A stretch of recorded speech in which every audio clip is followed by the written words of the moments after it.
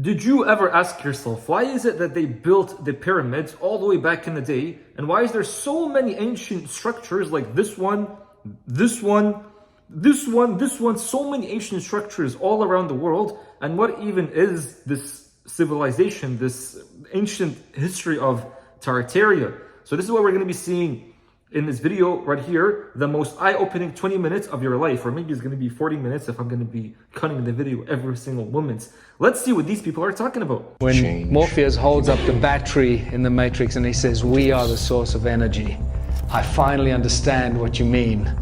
When the guys made the Matrix, they knew exactly what they were talking about. Wherever they got their information from is very, very interesting. Once you realize what's going on, we go, oh my God, we are so bloody dumb. By the end of this whole video, you're just going to realize, like, wow, there's so much of our history on Earth that's been hidden. There's so much information about yourself and myself that are in religion, in ancient text. You'll see it even when you just walk around. You'll go travel. You'll see even, like, for example, Petra. You'll see Europe. You'll see the US. You'll see just ancient structures, buildings. And you look at it, you're like, how are these built? How is it that even, like, for example, like the cowboys, they weren't able to build massive structures? So where did these structures come from? What was their reasoning? And like, what's the whole purpose of it? Because when you realize the purpose of this, you'll know it's like we've been dumbed down so much right now. Everybody, the entire population. But when you realize it, it'll open up so much about who you are. The point of this is that the more you learn, the more that you'll learn. There's so much knowledge that's been hidden from you. The moment you keep getting more of it, you'll literally expand. So let's just see what they're talking about. The manipulated history that we find seems to be created and recreated for us on an ongoing basis. And this is what's becoming a little disturbing, but at the same time not surprising, what's going on here. There are places that we don't know about, that we should know about, like the Towers of Bologna in Italy. This is a drawing from the 1700s. How many of you have seen the Towers of Bologna? That until 200 years ago, the city of Bologna had more than 200 towers, up to 50 meters tall. They're all gone. And then suddenly you start stumbling upon an empire that until the late 1800s was a well-known empire across the world. You look at the old maps and you see the Tartarian Empire, one of the most important global empires, and then suddenly gone. We hear nothing about Tartarian, the Tartarian Empire, and what happened to them. And you start seeing that history is literally changing right under our eyes. Recent history, it starts just being wiped out. We know nothing about it. It is weird, people. Things are getting really freaky and very, very weird. And you see evidence of these things all over the place. You see very large buildings that, with the 2 or 3 bottom floors are just completely covered in mud, and then they just leave them like that, and they create the entrance on the higher floors to that same building. The reason I'm bringing this up is that if the news that we have coming from the media is fake, imagine how wrong all of our history is. And all of this, the fake news and this potentially fake history, is just adding to the great human puzzle and making us even more confused about who we are, where we come from, and why we're here. Institutions keep telling us that the ancients were primitive, and they looked something like this, and they built... Sorry, man, I had to pause it because this is exactly why I'm making such videos. I know I've seen the comments and you guys were like, please make more Islamic videos and all that. I'm like, technically, bro, I literally am. These are all Islamic videos. Why is that? This guy just said, when you realize that most of the media is fake, you'll notice that you'll be questioning, is my history real? The history that I have, is it real? Like when you go to history class and then you read all these lessons that they give you, the books that they give you, are all of these real? What if I told you most of these are not even real? Because when you don't know your own history, doesn't matter who you are, whatever country you're in, when you don't know your own history, you're bound to make the same mistakes in the future. This is like, it's a cycle, right? Because humans are mostly the same. Humans back in the day are the same as the humans right now. So when you don't know the history, you're going to be making the same exact mistakes. And also when you notice that in the Quran, Allah is always talking about ancient civilizations. And then when you read about these ancient civilizations, most of us that are Muslim, we're going to be reading about them and we're thinking that, nah, these are people of the past. We're way better than them. What if I told you, like, right now we're actually way worse than them? Ever since World War II, the entire world changed. These two wars that we've had, they changed up so much of the world, to the point that if you actually go back, if you try to go back, you'll notice that back then, people were not as primitive as they tell you they are. They actually had way more intelligence, way more technology than we have right now.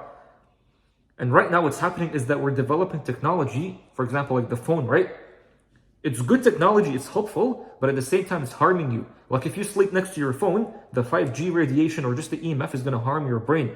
Back in the day, they had technology, such technology that if you're around it, it's gonna help you out, like it's gonna make you better. Like the energy that it emits, it's beneficial for your body. The food that they used to eat, it had all the minerals that you need. Right now, even just like most of the food has been depleted. The earth itself has been depleted.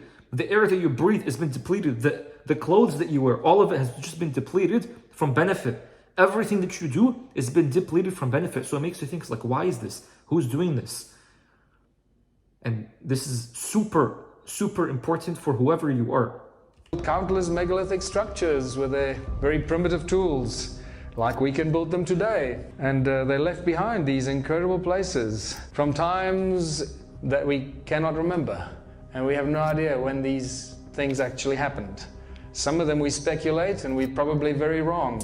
And they dragged large blocks up mountains and built platforms because they had nothing better to do. They got together and built giant things like this because they needed to bury some guy. And you go to Mount Sharia in Siberia, and that's just ridiculous. I mean, look at the size of these blocks and these structures in Siberia. Realize that wherever you go in the world, there are mysterious ancient civilizations, that weird things, and we really don't know much about the motive. We recognize what they've done. We're surprised by what they've done. Carving entire cities out of bedrock like this, platforms like this, and underground structures like this that are covered in Egypt just to hide it. And Borobudur, which is just obviously such a powerful resonating thing. Anyone that knows anything about sound and resonance takes one look at this and go, okay, I know exactly what they're doing here. What's interesting, as you may have noticed, many of these places, if not all of them that you've just seen, and there are countless more, all of them seem to be in the Northern Hemisphere. And that is a huge mystery. But unfortunately, the discovery of the ancient ruins of Southern Africa has just now completely blown that apart, because now that is no longer the case.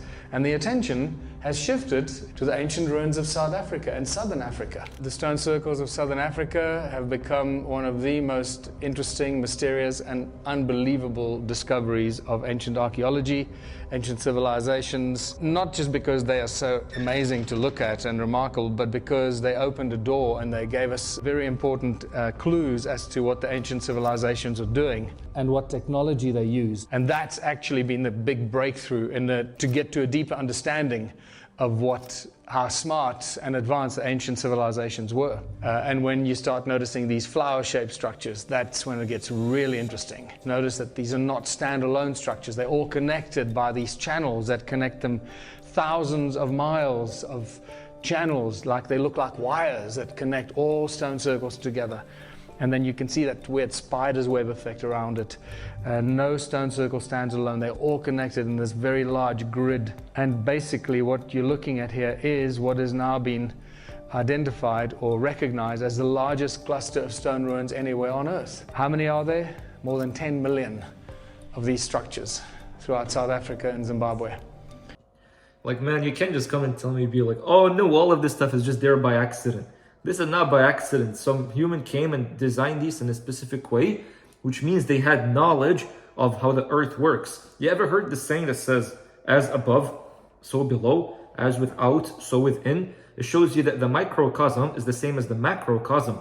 So then when you look at the sun and the moon, which are both batteries that rotate, then you use that knowledge and then you can build things with it. Like, for example, when you look at a motherboard is very similar to how cities are like. You know this, like when you look at a motherboard on a computer, it's so similar to how a city looks like when you're looking at it from a bird's eye view. So these people, somehow they knew these things and they were building structures to harness energy. So where is this energy coming from? From the ether. And this is the crazy part, Habibi. Like when I talk to people about these things, they think it's all like, it's BS, it doesn't exist.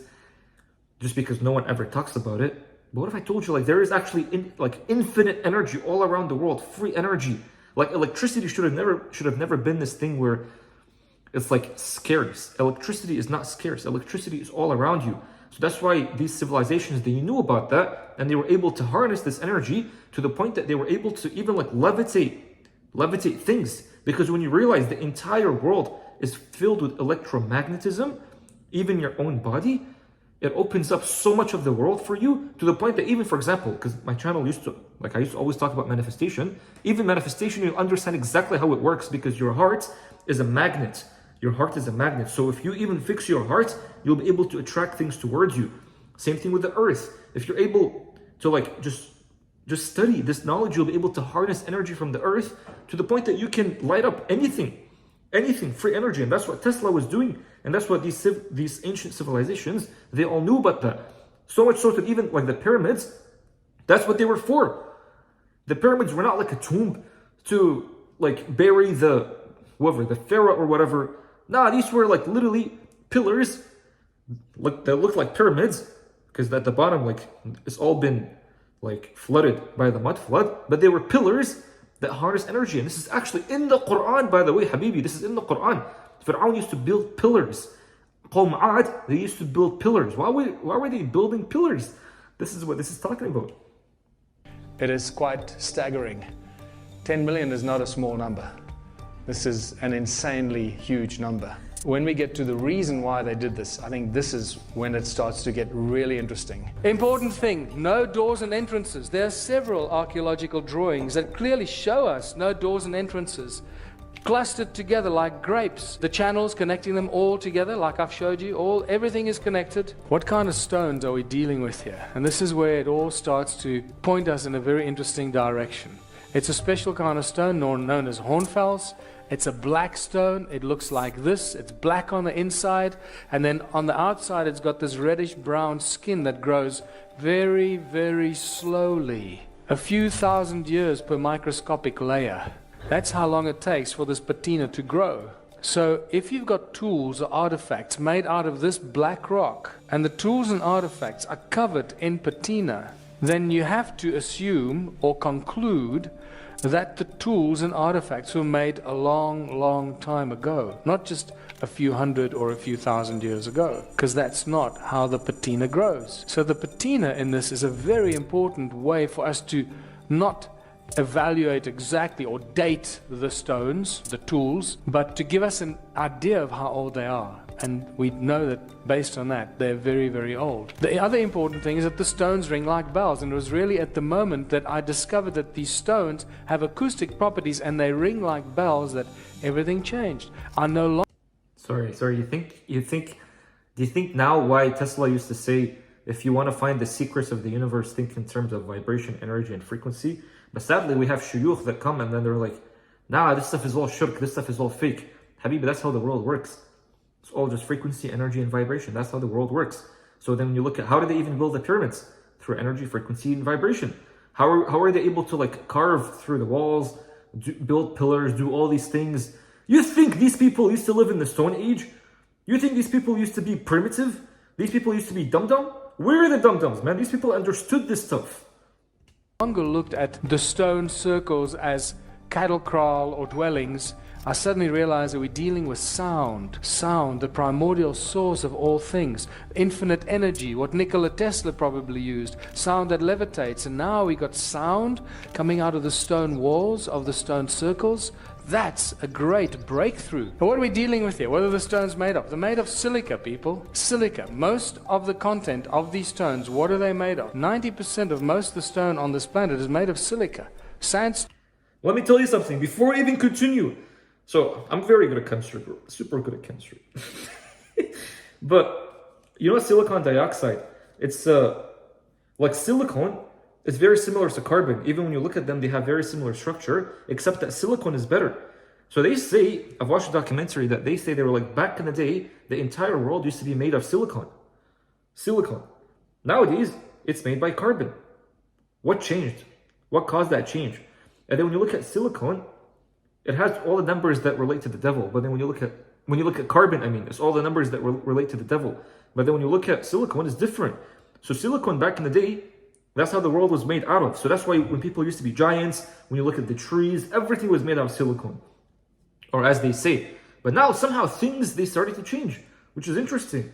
Stone is virtually pure silica. So here we have advanced technology used in ancient sites. The most advanced technology today is all silicon-based technology. Silica has memory, it contains knowledge, it contains information, it conducts sound and light. It stores light and sound and information and stores energy. In Southampton University, they're experimenting now with tiny little crystals that store up to 350 terabytes of information. One tiny little thing. But I can tell you that crystals like that will actually store infinite amount of information. Other important thing is that these structures are not just memory banks, they're actually giant machines. Giant machines that are activated by light and by sound. So where's the flagship in South Africa among these ruins? No doubt it's Adam's calendar. The patina growth tells us how old some of these ruins are. You can see this here, this had a tip there that broke off. There's 2 millimeters of patina growth there. This tells us that even the stone ruins, not just Adam's calendar, is extremely old. For this amount of patina to grow on a break that looks like that, it will take hundreds of thousands of years, not just a few thousand years. Well, the ancients used sacred geometry for everything. We now know this. So I drew a golden mean spiral from Adam's calendar, and guess where it ends? Right between the pyramids. Adam's calendar. And you realize that the argument of probability can be used here. What is the probability that this is an accident? It's several million to one, so it must be connected. And that there's a reason why these are here in that distance exactly from Adam's calendar. The other interesting thing is that when you connect Adam's calendar to Great Zimbabwe, it ends right in the Great Pyramid of Giza, all along the 31 degrees east longitudinal line. What were these stone circles for? I think you start seeing what these patterns are all about. This is the cymatic pattern for the shape of the sound on a metal plate will make this beautiful sound. And you realize that each one of these stone circles is just a cymatic pattern of the sound of planet Earth at that specific point. This is a representation of the sound frequency right there. So each one of these is a plug point, an energetic plug point into Mother Earth, becoming an energy generating source and multiplying that frequency and that energy. How much does it multiply it? I have to first explain to you this little device here in modern electronics known as a magnetron. These magnetrons are in laser beams, like this little laser beam here. Some of these are benign, they don't hurt you, and some laser beams can cut metal in a split second. This is how powerful magnetrons are. Imagine if a little magnetron can create so much energy. How much a magnetron 20 meters in diameter will create, made of virtually pure silica. An insane amount of energy. There are thousands of these magnetrons in southern Africa. Thousands. So now you can start imagining how much energy they were creating, and a huge energy grid that covered large parts of southern Africa. And the interesting thing is that this energy grid is still alive. It still gives us insane amounts of energy because we've measured it. We've measured electromagnetic waves, the sound frequencies that come out of them, the loudness of these sound frequencies, and also this thing called heat signature. The heat signature is the average temperature of 200 meters below the ground. The heat signature tells us that at 80 degrees, if you measured the heat signature 80 degrees, it'll tell you that you're standing on top of a volcano. So just keep that in mind. Then we got to Adam's calendar. As you enter, this is the circle that you see from space. As you walk into this imaginary circle, the heat signature is 9.5 degrees. As you walk into that circle, there's no circle. It's an imaginary circle. It shoots to 77 degrees. It's like literally 9.5 degrees, 77 degrees. What the hell's going on? Something strange is going on that we don't understand. Between these two calendar stones, it goes up to beyond 80 degrees. Now the measurement is telling you that you're standing on top of a volcano. And yet it's just bedrock, it's just sandstone. And then we measured the sound frequencies, nothing, just ambient noise. As you go through this imaginary circle, it goes beyond 375 gigahertz of sound that we're measuring. as far as I know, this kind of sound frequencies have never ever been measured anywhere on planet Earth that we know of. That brings me to the Earth grid, because it seems that all these ancient sites on Earth, Adam's calendar, the Great Pyramids, Pumapunku, they all seem to be built on these nodal points, these energy points that have, there's Adam's calendar right there, there's Giza. And this is really interesting because there seems to be some sort of an energetic code encoded into planet Earth that's mirrored from the sky. And why do we know it's mirrored from the sky? Because the Sumerian texts tell us. And this is not a Zechariah Sitchin translation, by the way. This comes from the Shoyan collection. And this is what it says. In the distant days, in those days after destinies had been decreed, after An, who was Anu, and Enlil, his son, had set up the regulations for heaven and earth. That's interesting. Regulations for heaven and earth. Enki, the exalted knowing God, by the rules for heaven and earth, the fixed rules, he set up the cities. So they're suggesting that there's a grid of energetic rules in the sky that is mirrored on earth, and they set up the cities on earth mimicking or mirroring this energy grid in the sky. So this points us, David Wilcock first actually discovered this when he started talking about these military emblems and these bands that are encoded. This information is encoded into these emblems. They call it the rules. Remember? The rules. The fixed rules for heaven and earth. And here we have, the military calls these bands around the earth the rules. They don't know where they come from, but they've always been there. Some sort of an energetic grid around planet Earth. Well, this is deeply encoded stuff, people. So the fixed rules, the energy grid around the Earth is actually encoded in the modern military emblems. All of them. And we now know that all these ancient sites are just giant machines. The stone circles are the trigger point to make us realize that all these ancient structures were just giant machines built to generate energy. For what? That remains the mystery. We know that these are machines because sometimes photographs like this show us that energy is still coming out of these giant machines. Stonehenge, very obvious energy device. And then these ancient sites in Egypt are just technology on a gigantic scale. The obelisk ring.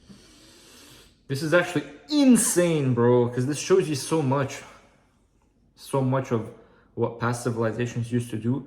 So take this in, right? They had all this knowledge.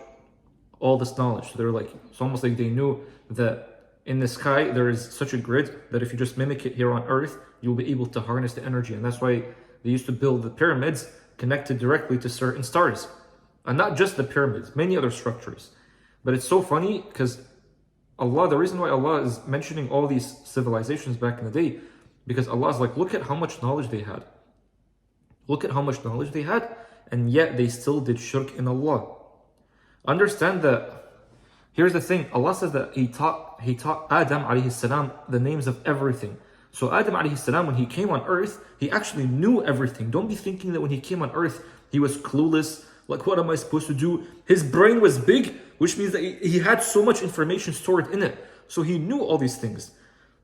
Which means that even the other population, like when Adam was like multiplying, even they knew all these things because they were giants. So they weren't like as small as us. By the way, in the Surah Tin, Allah says that we've created you in the best form. And then we started lowering you. So Adam was he was created in the perfect form, in the perfect shape.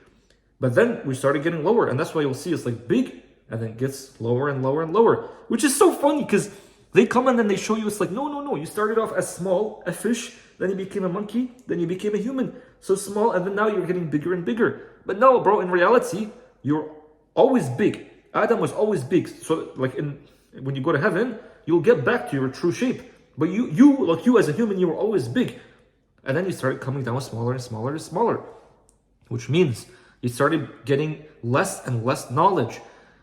But it's so crazy because Allah is showing you these people back in the day, they had all this knowledge, and yet they still disobeyed Allah. They still did shirk of Allah. And by shirk, it's not like just like, oh, we're worshipping different gods. No, it's like they're putting their attention on different things other than Allah. So Allah has given them all this knowledge, and yet they're attributing all these things to different things. They're attributing this knowledge to different things. You've read the text. They were like, oh, this is from this certain figure, from this certain god. Forgot what it was, it's like An or something. But in reality, it's all from the one creator that's building everything, that's made everything. And this should just show you how dumb you truly are. This should just show you how dumb I'm truly am, are, whatever it is. I can't even say the word. Because we've lost all this knowledge, man. This knowledge is so, it's like it's hidden that you don't even know it anymore. But this should also like humble you, like just get back to Allah, Habibi. Get back to Allah. That's the only thing that you have to be doing. And then if you want, just say, Rabbi zidni ilman nafi'an, and Allah is going to be increasing you in this knowledge. Because understand, we're living in the end times, which means that all the knowledge is going to be coming out. That's why you'll see more and more videos like these, because all the knowledge of earth, of life is going to be coming out. And you should be studying these things. Don't just be limited. Don't just be limited to the knowledge that you've been taught in school, and then you're like, yeah, that's the only knowledge I have. No, the more you learn, the more that you'll actually be earning. Things like a bell, and you realize it's an antenna. And when you start looking at these structures in Egypt, you realize too many pillars, not enough space. This is not for praying and offering food and going to pray to the gods and all that nonsense. This is all just giant technology. There you got a beautiful amplification chamber with ringing pillars in front of it on a pedestal, and you realize that these are just templates for giant circuit boards. And these guys are just building these energy devices on a scale that we can't do today because we don't have enough money and we have no idea how to. You see what this is? So this right here is like a motherboard almost, right? And then look at this. That's what they used to do back in the day. So they looked at the earth as like a motherboard. That's what they used to call it, Mother Earth. And that's why this is called a motherboard. They looked at the earth as the mother, right? So then they were building all these different things, because when you look at it like a bird's eye view, it's just a motherboard. That's all it is. And the energy is all connected within it. But by the way, this guy mentioned that these people, they weren't building all these things as like places of worship to pray in it. Again, don't be thinking that prayer is the only form of worship. Because I hate when people just keep thinking like that. Wherever you put your attention, understand that you're worshiping that thing. So for example, for me right now, if I'm always putting my attention on the problems, and I'm just worried about the problems, technically I'm worshiping the problems. And that's why you'll see me deteriorating physically and emotionally and mentally. Why? Because I'm worshiping something other than Allah. But then when I put my attention only back on Allah, anyone that does that, by the way, you'll see they start to become empowered. So don't be thinking also like, even if someone identifies as a Muslim, they're like, oh, they're just a Muslim. Nah, man. Most Muslims, they don't even put their attention only on Allah. They claim they're Muslim and then they put their attention on other things like, oh man, my bills are so much, I have to pay so much. You know what I mean? Like, just put your attention only on Allah and that's it. Do it. And they were doing things that we can't even imagine today.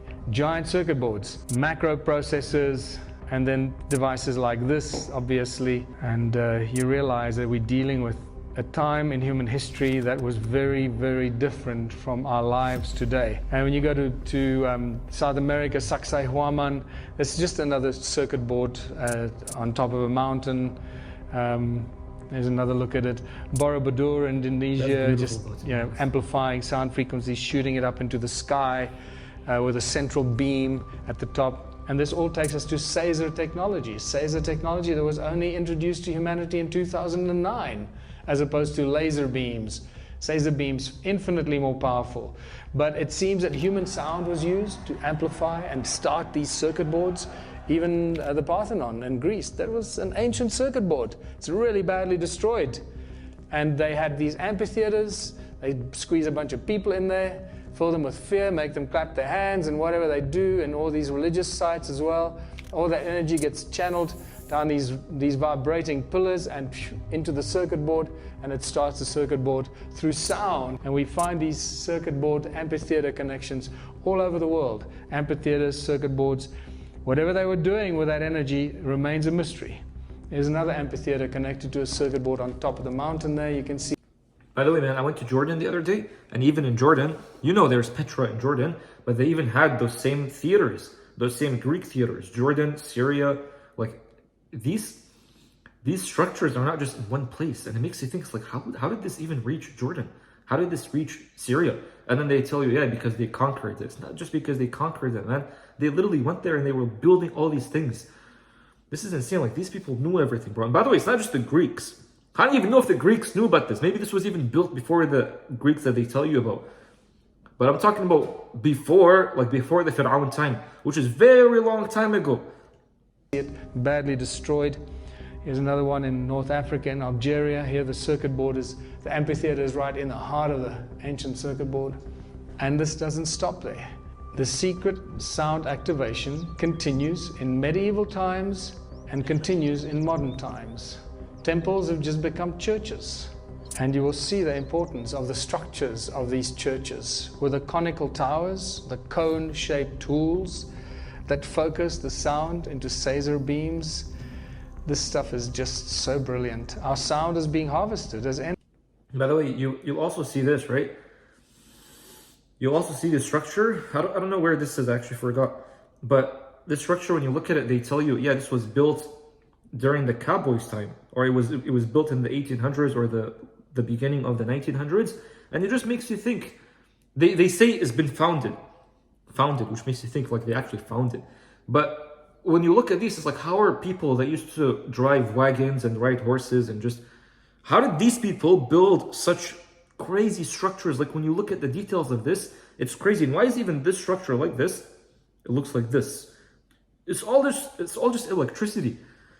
But it's not the harmful electricity. They're harnessing the free energy from the ether, which is very, very beneficial electricity. This should also show you, because they were using sound, our sound is being harvested as energy. Because they were using sound, understand that also, like, why do you think the Quran is called Quran?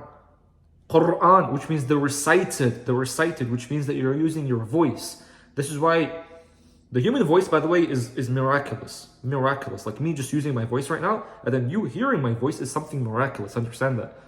Which is, by the way, is actually in the Quran. Allamahu al-bayan.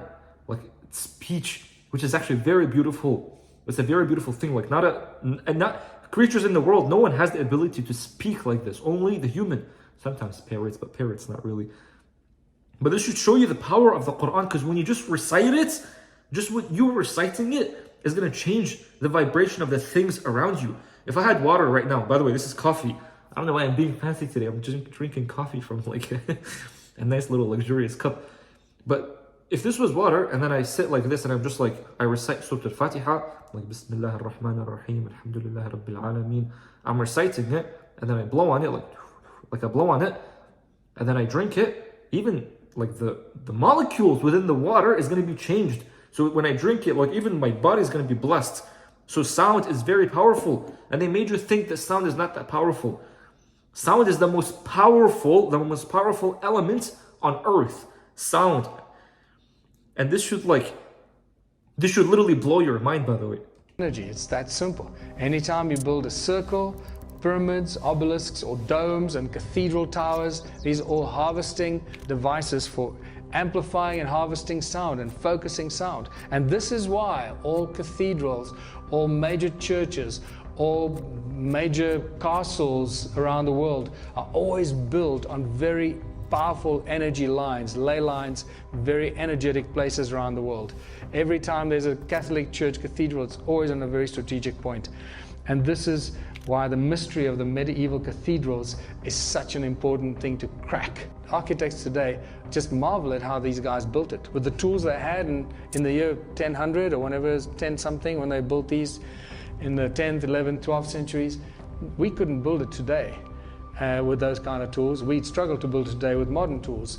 This is just spectacular. Have a look at the inside. It's so obvious what's going on here. Giant acoustic chamber with a dome on top of it, with vibrating pillars from the resonance of the people clapping their hands or their fear or shouting or singing, whatever they were doing, going up these pillars into the dome. And what's on top of the dome outside of the cathedral are these spires that send the frequencies up into the sky. I mean, this is just so obvious what's going on here. But it gets even better. Now you start looking at the extra features in these cathedrals, and you realize that they're also using the shape of light that amplifies the acoustic effect inside the chamber. Can you see the shape of these windows? Circular, very important, not square, circular or oval, etc. And we start seeing very obvious magnetron-shaped windows. And once you know and light and sound are inextricably connected.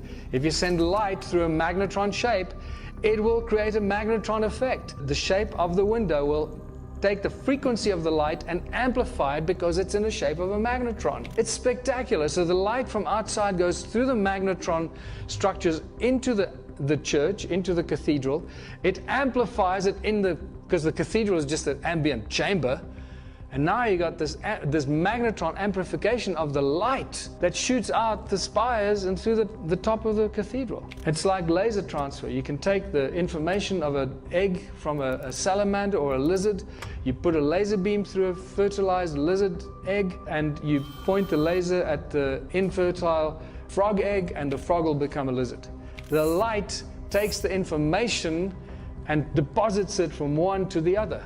That's what happens. The light comes in through the window, takes the information of the light and amplifies it inside the chamber. Magnetron-shaped windows in cathedrals is suddenly a dead giveaway that this is very, very advanced technology that we're only waking up to now. Once you realize what... This is insane, bro. Like, you might think that they used to use these things in worship. This is not worship, bro. It's a machine. It's just a machine, which is insane. It makes me think also, because this guy just said that light also has memory, right? Like when you put light on an egg and you bring it this way, it's going to change this to become the same as this. Which should tell you, like, when you just... That's why it's sun gazing, right? When you look at the sun. They say when you look at the sun during sunset is different than when you look at the sun during sunrise. Because when you look at it during sunsets, the sun has already... I'm shaking the screen. The sun has already shone its light in the entire earth, right? So then when you're looking at it during sunset and you're viewing it, you'll be able to see it. But you'll also start to receive downloads in your mind.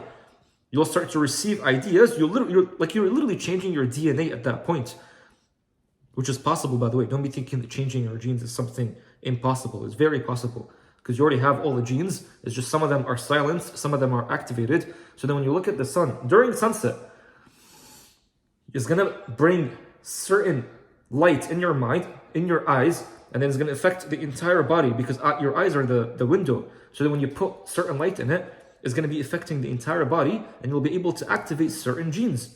That's why they say when you look at the sun during sunsets, even your eyesight is going to start to become better. And I've been experimenting with this. That's why I moved on to this house. Because this house, you can pretty much see the sun very nicely in this house. But your eyes actually start to, like, slowly starts to get better when you're sun gazing.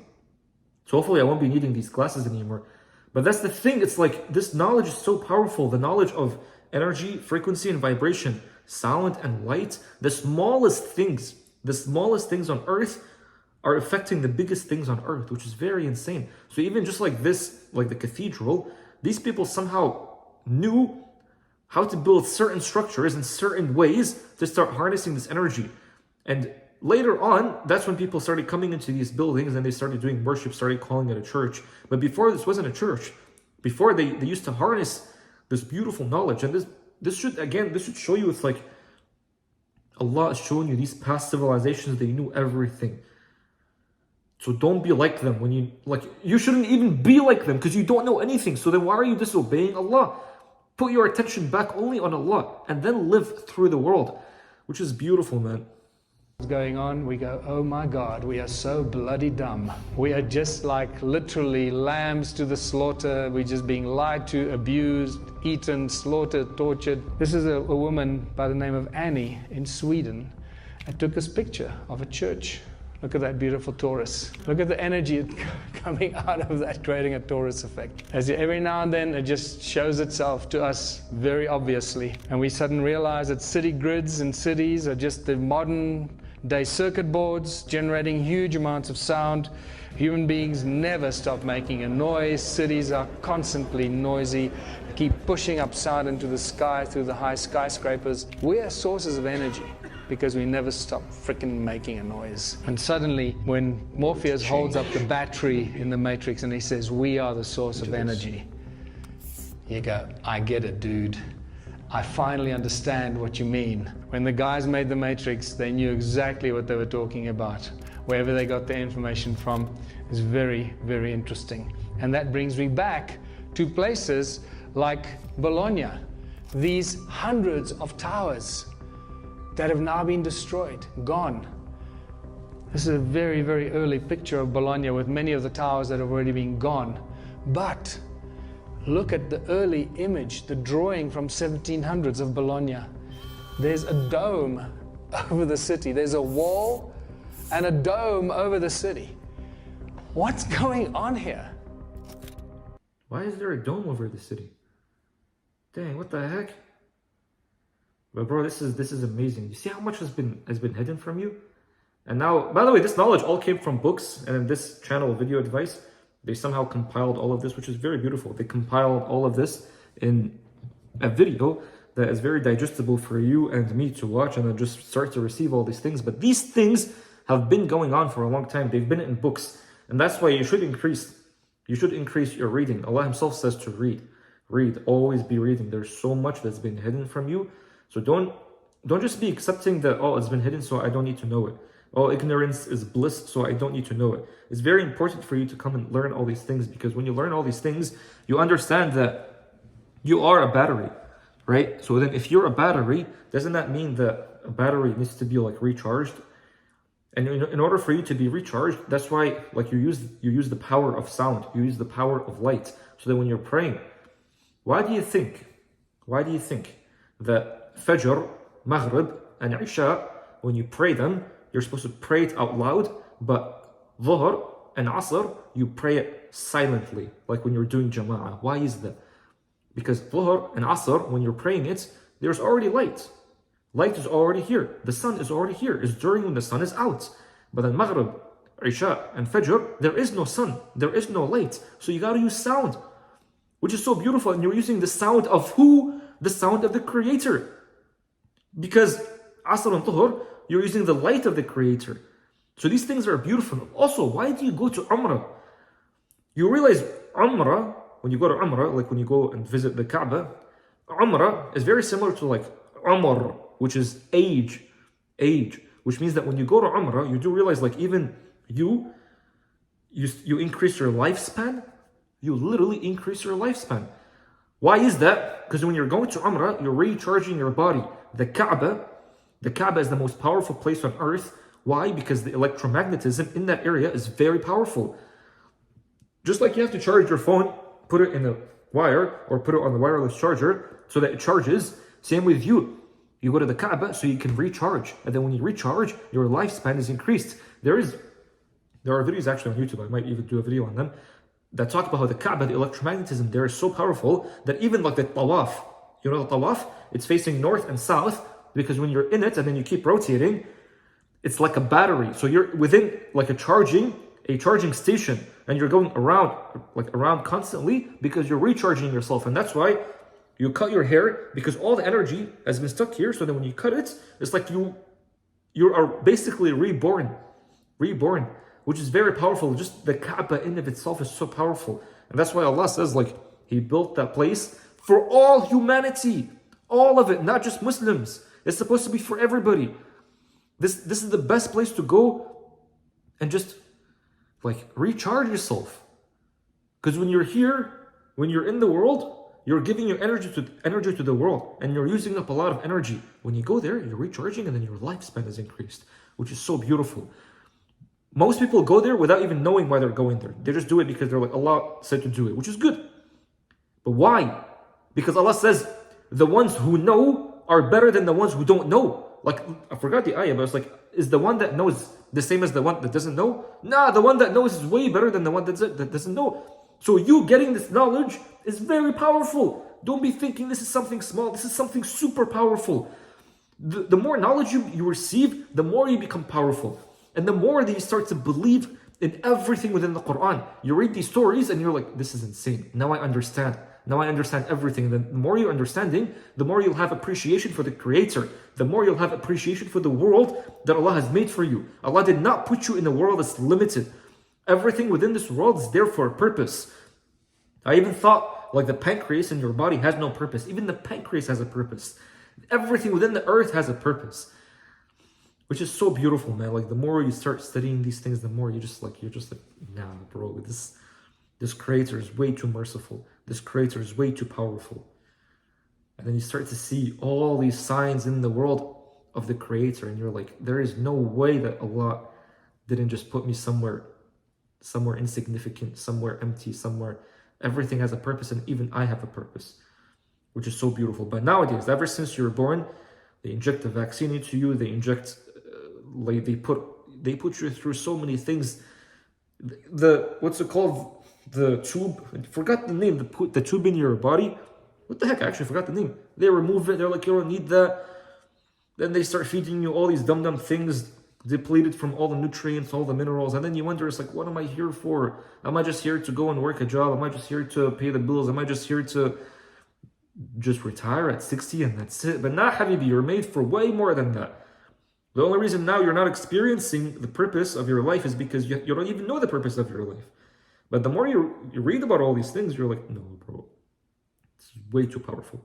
Way too powerful. So I'm hoping this video was helpful, man. If this video is helpful, just let me know, Habibi.